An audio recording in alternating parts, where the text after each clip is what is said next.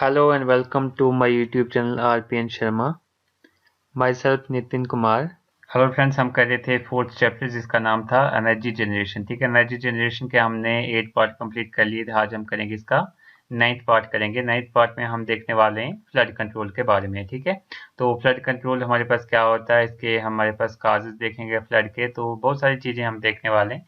तो हम देख लेते हैं फ्लड कंट्रोल, फ्लड्स के बारे में देखेंगे। ठीक है, flood control methods are used to reduce और prevent the detrimental effects of flood waters. तो हमारे पास फ्लड कंट्रोल का मतलब होता है, फ्लड कंट्रोल मेथड्स का मतलब होता है कि हम फ्लड्स को कैसे कंट्रोल करें। ठीक है, flood relief methods are used to reduce the effects of flood waters or high water levels। ठीक है, तो फ्लड मतलब high water level. Water level क्या हो जाता है, हमारे पास रेज हो जाता है। जब वाटर लेवल हमारे पास रेज हो जाता है हमारे पास अर्थ पे, जो अबो द ग्राउंड है, ग्राउंड के ऊपर से ऊपर हमारे पास अर्थ का जो वाटर लेवल है वो कम हो जाता है, तो सॉरी ज़्यादा हो जाता है, तो हमारे पास फ्लड आ जाता है। तो उसको हम फ्लड को कैसे रोकें। ठीक है, तो वो हमने पढ़ना है। पहले तो हम इसके काजेज पढ़ेंगे कि फ्लड कैसे आता है। ठीक है, तो हमारे पास है causes of flood. Floods are caused by many factors or a combination of any of these generally prolonged heavy rainfall। ठीक है, तो बहुत सारे काजेज हैं फ्लड्स के, हम देख लेते हैं। तो हम देखेंगे काजेज ऑफ फ्लड्स। तो काजेज में हमारे पास सबसे जो मेन काज है वो है हैवी रेनफॉल। अगर किसी एरिया में हैवी रेनफॉल होगी तो वहाँ पे फ्लड आने के चांसेस रहते हैं। लोकली कंसंट्रेटेड और throughout catchment area, highly accelerated snowfall.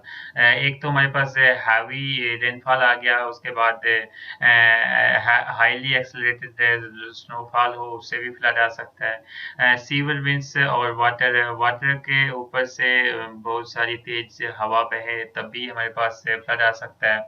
Usual unusual high tides, अगर अनयूजुअल हाई टाइड्स हो, लहरें वगैरह जो उठे ज़्यादा, उससे आ जाएगा। सुनामीज वगैरह हो, उससे हमारे पास फ्लड्स आ जाएंगे। डैम अगर फेल हो जाए, उससे हमारे पास फ्लड आ जाएगा। लीवीज फेल करें, उससे आ जाएगा। डिटेंशन पॉन्ड्स अगर फेल करें, तब भी हमारे पास फ्लड आ सकता है। और अदर स्ट्रक्चर जो हैं जिसमें वाटर रिटेन्ड होता है, अगर वो फेल कर जाए तो हमारे पास फ्लड आ सकता है। ठीक है, तो जो मेन काज है फ्लड का वो है हैवी रेनफॉल एंड स्नो मेल्टर्स। ठीक है, तो ये मेन काजेज हैं, बाकी भी काजेज हैं इसके। पीरियाडिक फ्लड्स आकर ऑन मेनी रिवर्स। तो पीरियाडिक फ्लड्स आते रहते हैं, बहुत सारे रिवर्स में पीरियाडिक फ्लड आते रहते हैं। ठीक है, forming a surrounding region known as the floodplain. During times of rain, some of the water is retained in ponds or soil, some is absorbed by grass and vegetation, some evaporates and the rest travels over the land as a surface runoff। तो अगर हम बात करें, जब हमारे पास बारिश होती है ड्यूरिंग रेन, ठीक है, during rain some of the water is retained in ponds. कुछ पानी जो है वो पॉन्ड्स में चला जाता है, कुछ साइल में चले जाता है। ठीक है, कुछ पानी हमारे पास ऑब्जर्व हो जाता है, ग्रास ऑब्जर्व करता है, वेजिटेशन ऑब्जर्व कर लेती है। कुछ पानी जो है इवेपोरेट हो जाता है ऊपर। ठीक है, उसके बाद कुछ पानी जो है जिसका सरफेस रन ऑफ होता है, दैट मींस सरफेस पे फ्लो करता है। Floods occur when ponds, lakes, river beds, soil and vegetation cannot absorb all the water। मतलब फ्लड कब आकर करता है, जब हमारे पास पॉन्ड है या फिर लेक है या फिर रिवर बेड है या फिर साइल एंड वेजिटेशन है, वो पानी को अगर कम ऑब्जर्व कर दिए, सारा पानी जो है सरफेस पे ही बह रहा है, तो हमारे पास क्या है, फ्लड अकर करता है। ठीक है, आई होप आपको पता चल गया होगा कि फ्लड कैसे अकर करता है, फ्लड के काजेज क्या क्या हैं, आपने देख लिया होगा। अगर आपको कोई भी डाउट हो तो आप कमेंट सेक्शन में पूछ सकते हैं। नेक्स्ट हमारे पास इसी में हमारे पास टॉपिक है इफेक्ट्स ऑफ फ्लड्स। ठीक है, फ्लड्स के इफेक्ट्स हम देखेंगे। फ्लड का क्या इफेक्ट पड़ता है हमारे पास पीपल्स पे या फिर अदर चीज़ पे, फ्लड का क्या इफेक्ट पड़ता है वो हम देख लेते हैं। फ्लडिंग हैज़ मेनी इम्पैक्ट्स, बहुत सारे इसके इम्पैक्ट्स हैं, बहुत सारे असर हो जाते हैं। तो हम देख लेते हैं। Damage the property and endangers the lives of human and other species. ठीक है, तो सबसे पहला तो इफेक्ट इसका है, इम्पैक्ट जो है वो है डैमेज द प्रॉपर्टी, प्रॉपर्टी को डैमेज करता है ये। ठीक है, जब फ्लड आता है तो बहुत सारी प्रॉपर्टीज डैमेज होती हैं, ठीक है। उसके बाद जो ह्यूमन की लाइफ है वो भी एंडेंजर खतरे में आ जाती है, और अदर स्पीशीज की लाइफ भी खतरे में आ जाती है इससे, फ्लड से, ठीक है। Rapid water run of causes soil erosion and concomitant sediment deposition elsewhere। तो जब हमारे पास रैपिड वाटर रन ऑफ होता है, रैपिड वाटर रन ऑफ का मतलब होता है फ्लड, ये होता है, ठीक है। जब हमारे पास फ्लड आता है तो हमारे पास सॉइल इरोजन हो जाता है उससे। उसके बाद जो हमारे पास सेडिमेंट्स हैं वो डिपॉजिट होने स्टार्ट हो जाते हैं एक जगह पे, such as further downstream और down a coast. The the spawning grounds for fish and other wildlife habitats can become polluted or completely destroyed। ठीक है, तो जो भी हमारे पास है, जैसे कि फिशेस के लिए जो रहने के लिए जो पॉन्ड्स वगैरह में रहती है, या फिर वाइल्ड लाइफ हैबिटेट्स होती हैं, वो सारी लॉस हो जाती है, पोल्यूटेड हो जाती हैं, ठीक है, या फिर completely डिस्ट्रॉय हो जाती हैं फ्लड्स में। Some prolonged high flood can definitely can delay traffic in areas। तो ट्रैफिक डिले भी हो जाती है इससे हमारे पास हाई फ्लड से, या फिर ज़्यादा देर से फ्लड अगर चल रहा हो किसी एरिया में, विच with lack elevated roadways।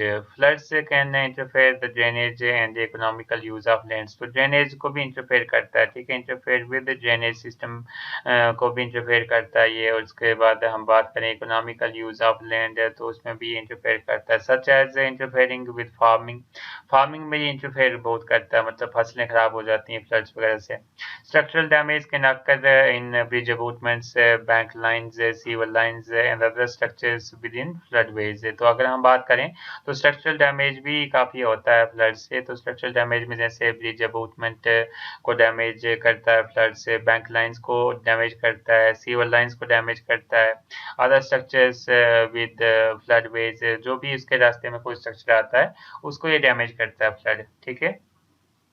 Waterway navigation and hydroelectric power are often impaired। Financial losses due to floods are typically millions of dollars each year, with the worst floods in recent USA history having cost billions of dollars। तो मतलब millions of dollar और billions of dollar इसमें खर्च हो जाते हैं flood से।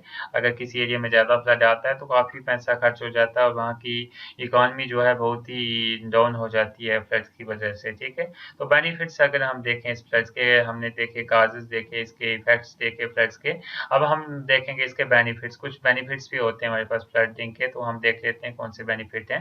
There are many disruptive effects of flooding on human settlement and economic activities, और फ्लडिंग कैन ब्रिंग बेनिफिट्स। तो कुछ इसके बेनिफिट्स होते हैं, जैसे कि हमारे पास making the soil more fertile, ठीक है, साइल को मोर फर्टाइल ये बना देता है, and providing nutrients in which in many ways it is deficient. तो न्यूट्रिएंट भी प्रोवाइड ये कर देता है, कैसे, मतलब मान लो अगर हमारे पास फ्लड आ जाता है तो वो साइल को फर्टाइल कैसे बनाता है, कि दूसरे जो मतलब मान लो किसी एरिया में जो साइल, जो टॉप साइल होती है मोस्टली वही हमारे पास फर्टाइल साइल होती है, तो वो फिर आपकी हो सकता है कहीं दूर से आपकी फर्टाइल साइल आ जाए और आपके ज़मीन में वो बैठ जाए, तो उससे आपको जो है आपकी साइल की फर्टिलिटी, जो खेत में जो साइल होगी उसकी फर्टिलिटी अच्छी होगी। उसके बाद न्यूट्रिएंट भी ये प्रोवाइड करता है। Periodic flooding was essential to the well being of ancient communities along the Tigris, Euphrates rivers and Nile River and Indus River and Ganges and Yellow River among others।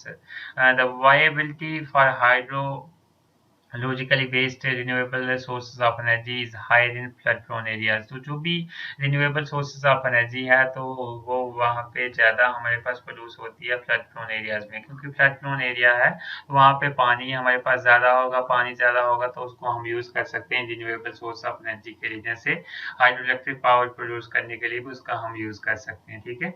I hope ये lecture आपको समझ में आया होगा। अगर आपको कोई भी डाउट हो तो आप कमेंट सेक्शन में पूछ सकते हैं।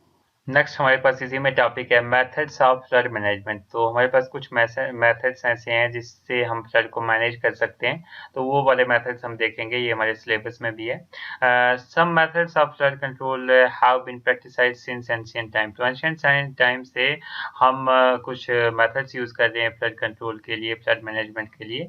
These methods include planting vegetation. तो ये एक इम्पॉर्टेंट मेथड है, प्लांटिंग वेजिटेशन, ठीक है। वेजिटेशन को अगर हम प्लांट कर देंगे, बहुत सारे पेड़ लगा देंगे टू रिटेन एक्स्ट्रा वाटर, तो वो क्या करेगा, प्लांटेशन एक्स्ट्रा वाटर को रिटेन करेगा। Terracing hillsides to slow down downhill, ठीक है। तो अगर हम बात करें टेरिसिंग हिल साइड्स, ठीक है, हिल साइड्स को हम टेरिसिंग कर देंगे to slow flow down hills. Flow down hills को स्लो करने के लिए हम टेरिसिंग बना देंगे, मतलब कुछ बैरियर्स बना देंगे। एंड द कंस्ट्रक्शन ऑफ फ्लडवेज को कंस्ट्रक्ट करके भी हम फ्लड को मैनेज कर सकते हैं। Floodways that mean main way channels to divert flood water, ठीक है।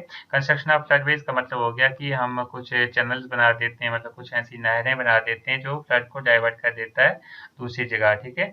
Other techniques include the construction of levees, जैसे लीवीज को हम कंस्ट्रक्ट करते हैं, वो भी टेक्निक है फ्लड मैनेजमेंट की। लेक्स को कंस्ट्रक्ट करेंगे, डैम्स को कंस्ट्रक्ट करेंगे, रिजर्वायर को कंस्ट्रक्ट करेंगे, रिटेंशन पॉन्ड को कंस्ट्रक्ट करेंगे, ठीक है। तो ये क्या करेंगे, to hold extra water during times of flooding. Flooding में ये एक्स्ट्रा वाटर को होल्ड करेंगे, रिटेन करके रखेंगे, जैसे लीवीज आ गई, लेक्स आ गई, डैम्स आ गए, रिजर्वायर आ गए, रिटेंशन पॉन्ड्स आ गए, ठीक है। तो ये हमारे पास थे कुछ मेथड्स ऑफ फ्लड मैनेजमेंट। तो इसमें से हम कुछ मेथड जो हैं वो डिफाइन करते हैं अच्छे से। तो सबसे पहला जो मेथड है वो है डैम्स, ठीक है। तो डैम्स के बारे में आपको पता ही होगा, डैम क्या होता है। तो मैं यहाँ पे बता देता हूँ आपको, कुछ पॉइंट यहाँ पे भी हैं और कुछ आपको पता है डैम्स के बारे में, तो वो भी आप यहाँ पे लिख सकते हैं। Many dams and their associated reservoirs are designed completely or partially to aid in flood protection and control। तो मोस्टली हम फ्लड प्रोटेक्शन और कंट्रोल के लिए भी हम यूज करते हैं, डैम्स को हम बनाते हैं, जिससे हमारे पास दो दो फायदे हो जाते हैं। एक तो फ्लड कंट्रोल होता है, दूसरा हमारे पास हाइड्रो इलेक्ट्रिसिटी जनरेट होती है। Many large dams have flood control reservations in which the level of a reservoir must be kept below a certain elevation before the onset of rainy or summer melt season to allow a certain amount of space in which floodwaters can fill, ठीक है।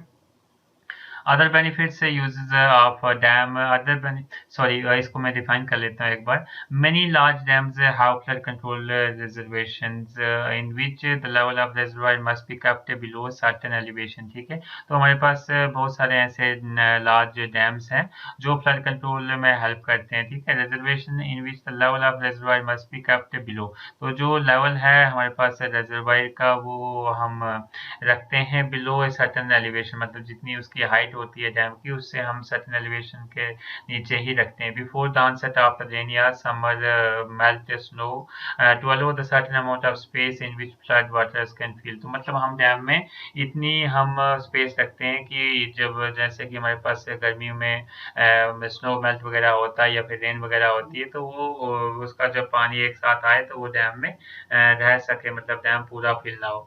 Other beneficial uses of dam created reservoir include hydroelectric power generation, जैसे कि मैंने पीछे बताया कि इससे कि हमें डैम के दो फायदे हो जाते हैं, एक तो फ्लड कंट्रोल में हमें हेल्प मिलती है, दूसरा तो हाइड्रो इलेक्ट्रिक पावर जनरेशन में हमें हेल्प मिलती है। उसके बाद वाटर कंजर्वेशन में भी हेल्प मिलती है, डैम से वाटर कंजर्व होता है। रिक्रिएशन पर्पज के लिए भी हम यूज कर सकते हैं, दैट मीन खेतों वगैरह के लिए उसको हम यूज कर सकते हैं, घर के पानी पीने के लिए भी हम उसको यूज कर सकते हैं। Reservoir and dam construction and design is based upon standards, ठीक है। तो इसके कुछ स्टैंडर्ड्स होते हैं अगर हमने डैम कंस्ट्रक्ट करना हो।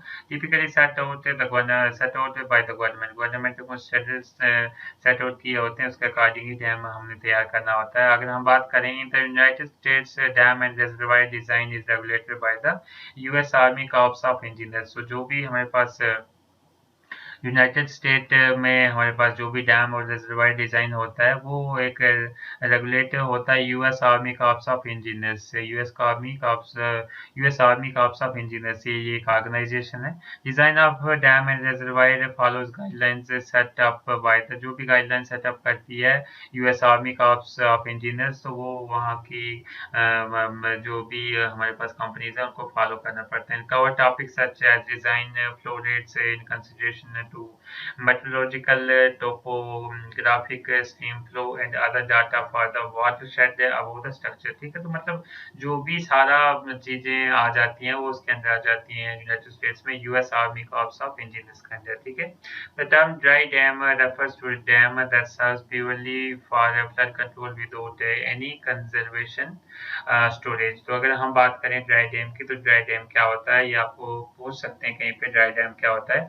Dry dam refers to a dam that serves purely for flood control. ठीक है, तो एक ऐसा डैम होता है जो सर्व करता है फ्लड कंट्रोल के लिए, मतलब मोस्टली वो फ्लड कंट्रोल के लिए बनाया होता है dry dam, without any conservation storage. तो वो मतलब हमने उसमें पानी स्टोर करने के लिए वो डैम नहीं बनाया होता, वो स्पेशली बनाया होता है हमने वो फ्लड कंट्रोल करने के लिए। मतलब वो ड्राई होता है, सूखा होता है, उसमें से वो हमें पहले किसी चीज के भी काम नहीं आता। जैसे जब फ्लड आते हैं तो उसमें ये हेल्प करता है फ्लड कंट्रोल में। ठीक है, तो इसकी एग्जांपल हमारे पास है ड्राई डैम की, माउंट मॉरिस डैम में इसकी एक एग्जांपल है। उसके बाद सेवन ऑक्स डैम इसकी एक एग्जांपल है। तो ये इसकी दो एग्जांपल्स हैं ड्राई डैम की। आई होप ये लेक्चर आपको समझ में आ रहा होगा। अगर आपको कोई भी डाउट हो तो आप कमेंट सेक्शन में पूछ सकते हैं। अगर हमारे पास मेथड्स जो हमारे पास फ्लड कंट्रोल के लिए हैं मेथड्स, वो है हमारे पास डाइवर्जन कनाल। ठीक है, डाइवर्जन कनाल हमारे पास फ्लड मैनेजमेंट में हेल्प करता है, फ्लड फ्लड कंट्रोल में। तो वो हमारे पास क्या होता है हम देख लेते हैं। Floods can be controlled by redirecting the excess water to purpose built canals and floodways, which is turn divert the water to temporary holding ponds or other bodies of water where there is a lower risks or impact of flooding। ठीक है, तो ये हमारे पास diversion canals है। तो इससे आपको नाम से ही पता चल रहा होगा, डाइवर्जन कनाल मतलब एक ऐसी कनाल होती है जिससे पानी डाइवर्ट किया जाता है एक प्लेस से दूसरी प्लेस के लिए। ठीक है, तो आप अपने से भी लिख सकते हैं इसको। तो यहाँ पे मैं देख लेता हूँ, आपको बता देता हूँ। Floods can be controlled by redirecting excess water. ठीक है, इसमें रिडायरेक्ट किया जाता है एक्सेस वाटर को, मतलब उसको एक कनाल बना के पानी को एक जगह से दूसरी जगह भेजा जाता है। Redirect excess water to purpose built canals, purpose built canals में से वो किया जाता है रिडायरेक्ट, और फ्लडवेज से उसको रिडायरेक्ट किया जाता है, मतलब दूसरी जगह भेजा जाता है। Which in turn divert the water to temporary holding ponds. तो उसमें क्या होता है, उस पानी को डाइवर्ट किया जाता है टेम्परेरी होल्डिंग पॉन्ड्स में, मतलब कुछ हमारे पास पॉन्ड होते हैं टेम्परेरी जो वाटर को होल्ड करने के लिए रखे होते हैं। तो वो जो कनाल्स हैं वो पानी को डाइवर्ट कर देती हैं इन पॉन्ड्स में। अदर बॉडीज, जैसे अदर बॉडीज भी हमने स्टोर करने के लिए रखी होती हैं वाटर स्टोर करने के लिए, तो ये डाइवर्जन कनाल हेल्प करती हैं उसमें। ठीक है, लोअर द रिस्क और impact of flooding.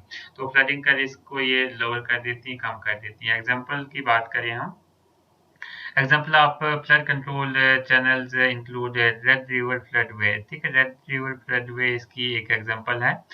That protects the city of Winnipeg. Winnipeg एक कनाडा में सिटी है जिसको ये प्रोटेक्ट करती है। ये हमारे पास डाइवर्जन कनाल है, या फिर हम बोल सकते हैं फ्लड कंट्रोल चैनल है ये। And the Mangahan floodway, Mangahan Mangahan floodway. ठीक है, मनगहन फ्लडवे हमारे पास है। That protects the city of Manila और फिलीपाइंस। मनीला एक सिटी है फिलीपाइंस में, वो वहाँ पे ये हमारे पास प्रोजेक्ट है डाइवर्जन कनाल्स का। ठीक है, उसके बाद हमारे पास नेक्स्ट मेथड है flood plains and underground replenishment. ठीक है, तो हम देख लेते हैं इसको, flood plains and ground water replenishment. ठीक है, इसमें हमारे पास क्या है, excess water can be used for underground replenishment. ठीक है, तो जो एक्सेस वाटर होता है उसको अंडरग्राउंड वाटर रिचार्ज करने के लिए यूज किया जाता है। रिप्लेनिशमेंट का मतलब होता है कि अंडरग्राउंड वाटर को रिचार्ज किया जाता है, उसमें अंडरग्राउंड वाटर में अंडरग्राउंड वाटर जो है फिल किया जाता है। ठीक है, by diversion into land that can absorb the water, मतलब उसको पानी को उस जगह पे डाइवर्ट किया जाता है, उसको वहां पे भेजा जाता है जहाँ पे कि जो जमीन जो है जिसमें वाटर की रिक्वायरमेंट हो, जो पानी को सुखा सके। This technique can reduce the impact of later droughts by using the ground as a natural reservoir. ठीक है, तो इससे हमारे पास और भी फायदा हो जाता है, जहाँ पे ड्रॉट, जहाँ पे सूखा पड़ रहा होता है, तो उस जगह पे अगर हम पानी भेज देते हैं किसी सोर्स के थ्रू, तो क्या हो जाता है कि फ्यूचर में हम उस एरिया को भी यूज कर सकते हैं। ठीक है, it is being used in California, तो ये कैलिफोर्निया में यूज्ड होता है। Where orchards and vineyard can be flooded without damaging crops or in other places. Wilderness area have been re-engineered to act as a floodplains, ठीक है। उसके बाद हमारे पास आ जाता है रिवर डिफेंसेस, ठीक है। रिवर डिफेंसेस की अगर हम बात करें तो रिवर डिफेंसेस हमारे पास क्या होते हैं। In many countries rivers are prone to floods and are often carefully managed. Defences such as levees, ठीक है। डिफेंसेस में हमारे पास आ जाता है जैसे कि लीवीज आ जाती हैं, बर्न्स आ जाते हैं, रेजर्वायर्स आ जाते हैं एंड वेयर्स आ जाते हैं। तो ये हम यूज करते हैं to prevent rivers from bursting their banks, ठीक है। तो ये हम चीज़ें यूज़ करते हैं कि हमारे पास जो रिवर्स हैं उसके जो किनारे हैं वो बर्स्ट ना हो। बर्स्टिंग का मतलब होता है वो टूटे ना। A weir also known as lower head dam, तो एक वियर वियर होता है, वियर को हम लो हेड डैम भी बोलते हैं, वियर को हम लो हेड डैम भी बोलते हैं। Is most often used to create mill ponds को क्रिएट करने के लिए यूज होता है। But on the Humber river की बात करें in Toronto, weir was built near Raymore drive, ठीक है। रेमोर ड्राइव के नजदीक बनाया हुआ to prevent the recurrence of the flood damage caused by hurricane Hazel, ठीक है। हुरिकेन हेजल इन अक्टूबर 1954, ठीक है। उसके बाद हम इसमें सॉरी इतना भी आप देख लेंगे सफिशिएंट है, तो ये पॉइंट भी आप देख सकते हैं। इसके बाद भी अगर आपको कोई डाउट हो तो आप कमेंट सेक्शन में पूछ सकते हैं। और अभी तक आपने चैनल को सब्सक्राइब नहीं किया तो प्लीज़ सब्सक्राइब करें ताकि आपको ऐसे ही वीडियो मिल सके। Thank you. If you like the videos then like, comment, share and subscribe my YouTube channel.